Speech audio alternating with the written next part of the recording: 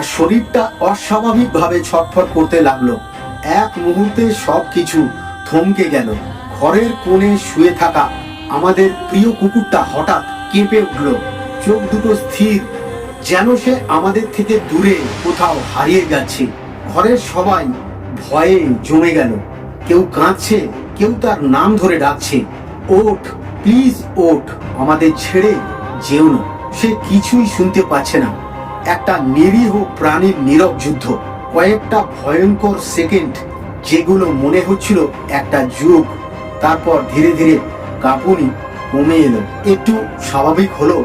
সে চেষ্টা করে উঠে দাঁড়ালো, ক্লান্ত চোখে আমাদের দিকে তাকালো।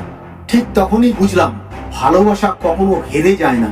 ও শুধু একটা কুকুর নয়, ও আমাদের পরিবারের একজন।